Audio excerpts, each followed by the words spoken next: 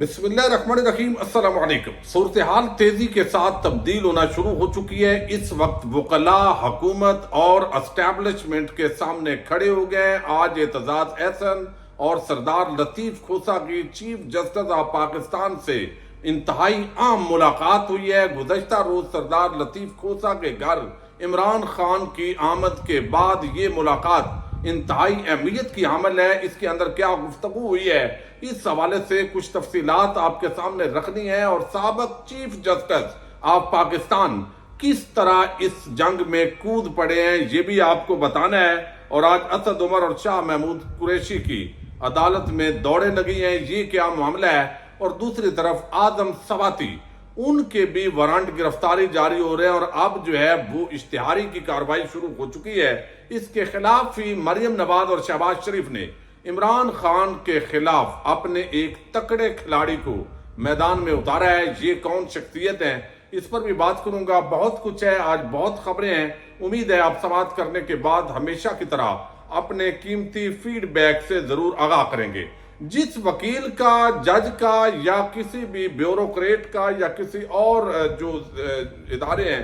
وہاں سے جس کا بھی تعلق شریف خاندان سے ہوتا ہے، اس کو ضرور نوازا جاتا ہے۔ ان کا ذاتی تعلق والے لوگوں کو میدان میں اتارا جاتا ہے۔ یہی کچھ امجد پرویز ایڈوکیٹ کی وساطت سے ہوا ہے۔ نیب کا کیس ہے سابق وزیر اعظم عمران خان کے خلاف۔ نیب پروسیکیوٹر اس پر باقاعدہ جنگ لڑ رہے تھے، لیکن امجد پرویز ایڈوکیٹ کو اسپیشل پروسیکیوٹر مقرر کیا گیا ہے، اور اس کا نوٹیفیکیشن بھی جاری ہو چکا ہے۔ عمران خان کے خلاف جو مقدمات نیب کے اندر ہیں، اس کے اندر شہباز شریف اور مریم نواز سمیت لیگی رہنماؤں کے وکیل بھی ہیں، اور عمران خان کے خلاف توشہ خانہ فوجداری استغاثہ کیس میں الیکشن کمیشن آف پاکستان نے بھی انہی کو وکیل کیے ہیں، اور اب یہ نیب کے وکیل بنیں گے، چونکہ جو اس وقت جو زرداری کا وکیل تھا یا وہ شریف مافیا کا وکیل تھا، اب وہ باقاعدہ طور پر عمران خان کے خلاف لڑے گا۔ ایک تو یہ ایک بڑی ڈیولپمنٹ ہے۔ دوسری طرف آج سیشن کورٹ سے شاہ محمود قریشی، اسد عمر اور اسد کیسر کی جو درخواست ضمانت ہے وہ مسترد ہوئی ہے۔ اس مسترد ہونے کے بعد عدالت کے اندر بڑی دلچسپ صورتحال پیدا ہوئی ہے، کیونکہ وہاں سے یہ دو شخصیات جو ہیں، خاص طور پر اسد عمر، اور جب ان کو گرفتاری کی اطلاع ملی ہے تو یہ باقاعدہ طور پر جو ہے وہ واپس ہوئے ہیں، اور پھر انہوں نے دوڑیں لگائی ہیں۔ اور اس وقت جیسے فواد چودھری صاحب نے ایک مرتبہ دوڑ لگائی تھی تو وہ ویڈیو بڑی وائرل ہوئی تھی، اب یہ ویڈیو بھی ظاہر ہے وائرل ہوئی ہے۔ اور جس طرح حکومت انتقامی کارروائیاں کر رہی ہے، میں سمجھتا ہوں یہ ہنسنے والی بات نہیں ہے بلکہ رونے والی بات ہے۔ جو تشدد کیا جاتا ہے بچوں کے ساتھ، بیویوں کے ساتھ، اور پھر جو گھر کے بزرگ ہیں ان کے ساتھ، ایک عجیب قسم کی درندگی ہے، اور اس ماحول کے اندر جو ہے وہ قابو تو نہیں آنا چاہیے۔ لیکن یہ ضمانت خارج ہوئی ہے تو 9 مئی کے واقعات سے متعلقہ یہ 10 مئی کو درج تھانہ ترنول کا مقدمہ تھا، اور اس کے اندر سیشن کورٹ نے یہ ضمانتیں مسترد کی ہیں، تو وہ تیزی کے ساتھ سیشن کورٹ سے نکل کر جو ہے وہ یہاں پہ گئے ہیں، اور باقاعدہ طور پر جو ہے انہوں نے وہ گاڑی میں بیٹھ کے فی الحال وہ بھاگنے میں کامیاب ہو گئے ہیں۔ تو ظاہر ہے وہ اس کے اندر عدالت سے کوئی فیسیلیٹیشن دوبارہ ہائی کورٹ سے لینے میں کامیاب ہو جائیں گے تو وہ گرفتاری نہیں ہو سکے۔ لیکن ایک اور بڑا معاملہ ہے، اور وہ ہے متنازع ٹویٹ۔ آپ کو یاد ہوگا جو سابق آرمی چیف ہے جنرل باجوہ، ان کے خلاف اعظم سواتی نے ٹویٹ کیا تھا۔ اس ٹویٹ کے اندر چونکہ یہ کیس تھا، اور اس کیس میں اب اعظم سواتی کی ضمانت تو گرفتاریوں کے بعد اور ان کی تذلیل کے بعد ہو گئی تھی، لیکن اب چونکہ اور اتنے کیسز پی ٹی آئی کے لوگوں پر ڈال دیے گئے ہیں کہ وہ باقاعدہ عدالتوں میں جا کر پیش بھی ہونے سے قاصر ہیں، وہ روپوش ہیں، اور ان حالات کے اندر ان کو اشتہاری قرار دینے کی کارروائی کا آغاز کر دیا گیا ہے۔ اسپیشل جج سینٹرل ہے اسلام آباد اعظم خان، انہوں نے اعظم سواتی کی مسلسل عدم پیشی پر اشتہاری قرار دینے کی کارروائی کا آغاز دیا، حکم دیا۔ ایف آئی اے نے اعظم سواتی کے خلاف دونوں رہائشگاہوں پر وارنٹ کی تعمیل جو رپورٹ ہے وہ انہوں نے دے دی تھی۔ تو ایک تو یہ معاملہ ہے۔ دوسری طرف آج بڑی دلچسپ صورتحال پیدا ہوئی ہے جب ہم نے دیکھا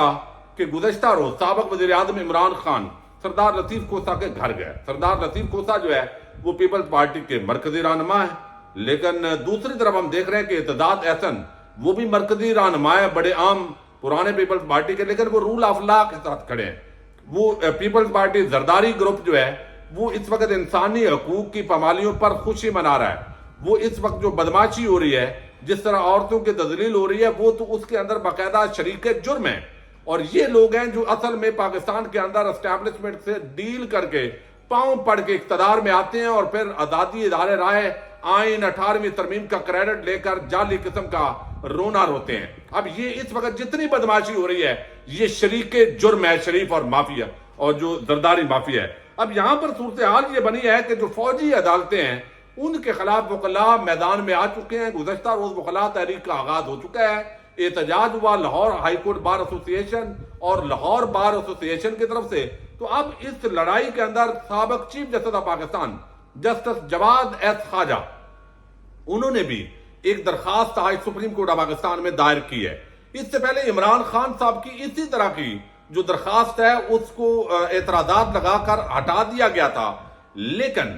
آج جو ہے وہ جسٹس جواد ایس خواجہ کی جو درخواست ہے جو سابق چیف جسٹس آف پاکستان ہے ان کا بھی ضمیر جاگا ہے۔ وہ اس وقت جو حالات ہیں، کوئی جنگل کا قانون ہے،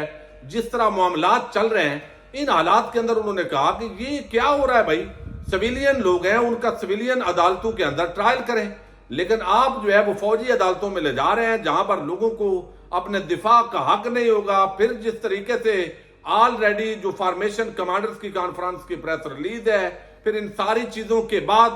نیچے کرنل لیول کا آدمی جو عدالت چلا رہا ہوگا وہ کیسے انصاف فراہم کرے گا؟ تو اس انصاف پر کسی سیاسی جماعت کو اعتماد بھی نہیں ہوگا، تو اس کو ایک انتقامی کارروائی قرار دیا جائے گا۔ تو وہ اداروں کے خلاف بھی، جو ادارہ ہے اس کے خلاف بھی عوام کی بجائے محبت پیدا ہونے کی اور نفرت پیدا کرے گا۔ تو اس ساری صورتحال کے پیش نظر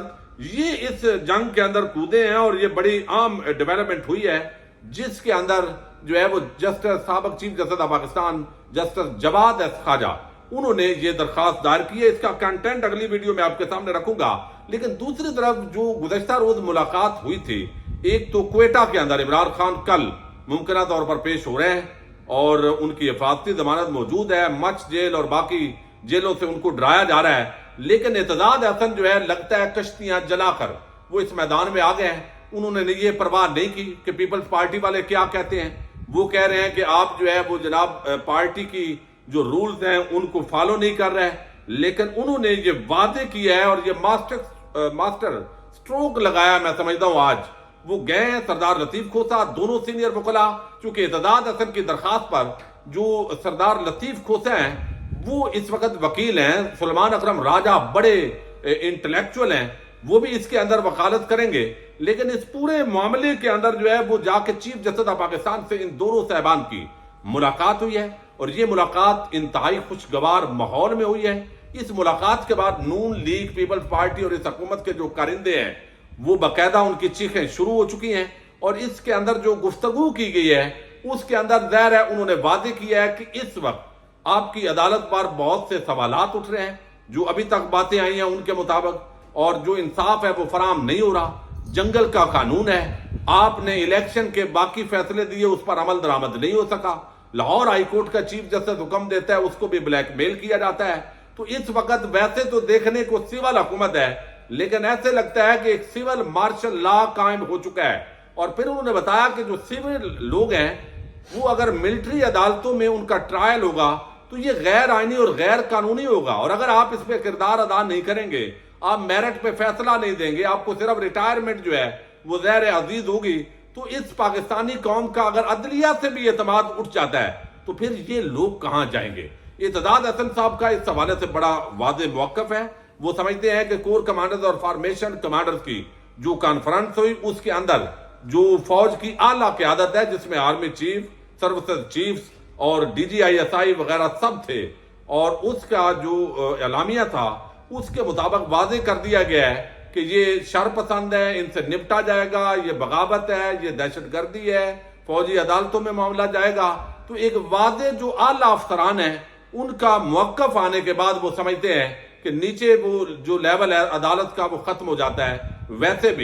بھی غیر آئینی ہے، لیکن اب اس کی حیثیت اس لیے بھی نہیں ہے کہ جب بڑے افسران اپنا مائنڈ دے چکے ہیں تو نچلا تو بیچارہ ترقی جو ہے وہ پسند کرے گا، تو لہذا وہ ان کے خلاف نہیں جائے گا، تو وہاں سے تو سب کی جو سزائیں ہیں وہ واضح طور پر دکھائی دے رہی ہیں۔ تو اب وہ یہ سمجھتے ہیں کہ اگر اس وقت وکلاء کمیونٹی اور ججز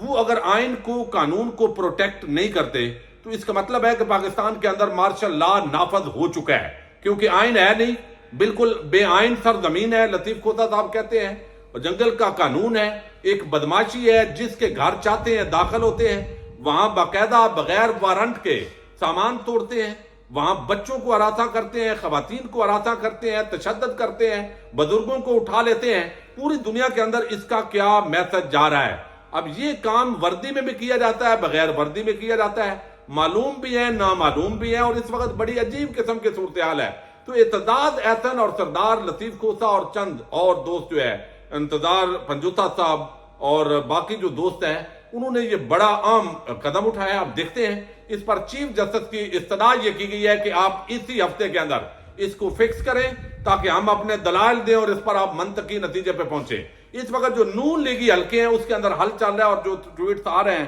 اس کے مطابق بتایا جا رہا ہے جی کہ چیف جسٹس نے اگر فکس کیا تو اس کا مطلب ہے کہ یہ میچ فکس ہے، اور دوبارہ چیف جسٹس کو اور باقی ججز کو گالیاں دی جائیں گی۔ اب دیکھنا یہ ہے کہ چیف جسٹس صاحب ریٹائرمنٹ کو مد نظر رکھتے ہوئے اب آئین اور قانون کو پاؤں تلے روندنے میں شریک ہوتے ہیں یا عوام کے ساتھ آئین کی سربلندی میں شریک ہوتے ہیں۔ یہ بڑی عام ڈیولپمنٹ ہے۔ سابق چیف جسٹس کا اس معاملے کے اندر کودنا، وکلاء مزید وہ بالکل میدان کے اندر آ چکے ہیں۔ اب دیکھتے ہیں مزید اس کے اندر کیا ڈیولپمنٹس ہوتی ہیں۔ اپڈیٹ آپ کے سامنے رکھوں گا، اجازت دیجیے گا، اللہ حافظ۔